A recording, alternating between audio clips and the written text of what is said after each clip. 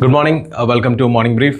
In the Poduve ഒരു positive sentiments ആണ് Asian മാർക്കറ്റിലുടനീളം കാണുന്നത്. കഴിഞ്ഞ ദിവസം US മാർക്കറ്റ് ഓൾമോസ്റ്റ് ഒരു ഫ്ലാറ്റ് നോട്ടിലാണ് S&P അവസാനിച്ചത്. നാസ്ഡാക്ക് 0.3% ഡൗൺ ആയിട്ടാണ് ക്ലോസ് ചെയ്തത്. യൂറോപ്യൻ മാർക്കറ്റിലേക്ക് വരികയാണെങ്കിൽ യൂറോപ്യൻ മാർക്കറ്റ് ഡാക്സ് 1%-അധികം ലോസിലാണ് ഇന്നലെ അവസാനിച്ചത്. പക്ഷേ ഇന്ന് ഏഷ്യൻ മാർക്കറ്റിലേക്ക് വരികയാണെങ്കിൽ ഏഷ്യൻ മാർക്കറ്റിൽ നിന്ന് ഓൾമോസ്റ്റ് എല്ലാ ഏഷ്യൻ ഇൻഡെക്സസുകളും വളരെ പോസിറ്റീവായിട്ടാണ് ട്രേഡ് ചെയ്തുകൊണ്ടിരിക്കുന്നത്. പ്രധാനപ്പെട്ട കാരണം US-ഉം ജപ്പാനും തമ്മിൽ ട്രേഡ് ഡീൽ കൺഫേം ആക്കി എന്നുള്ളതാണ്.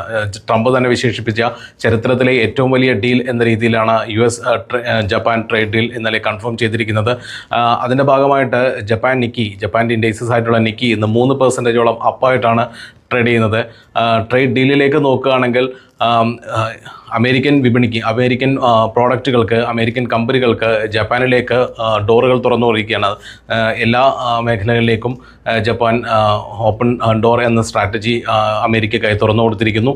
അതോടൊപ്പം തന്നെ അമേരിക്കയിലേക്ക് ഏകദേശം $550 ബില്യൺ ഇൻവെസ്റ്റ്മെൻറ്റാണ് ജപ്പാൻ നടത്തുന്നത്. ഏറ്റവും രസകരമായ കാര്യം ഇതിൽ നിന്ന് 90% പ്രോഫിറ്റും ലഭിക്കുന്നത് അമേരിക്കയ്ക്കാണ് എന്നുള്ളതാണ്. നേരത്തെ നമ്മൾ സൂചിപ്പിച്ച പോലെ തന്നെ ആത്യന്തികമായ നേട്ടം ട്രേഡ് ഡീലിൻ്റെ എപ്പോഴും US-ന് തന്നെ ആയിരിക്കും. പക്ഷേ ജപ്പാനെ സംബന്ധിച്ച് ഇതവർ റിസഷനിൽ നിന്നുള്ള ഒരു തിരിച്ച് കയറുന്നതിനുള്ളൊരു പിടിവള്ളിയായിട്ടാണ് ജപ്പാൻ്റെ എക്കണോമി ഇതിനെ കണക്കാക്കുന്നത്. അതുകൊണ്ട് തന്നെ ജപ്പാൻ ഇൻഡെക്സസ് ഇന്ന് 3% അപ്പാണ്.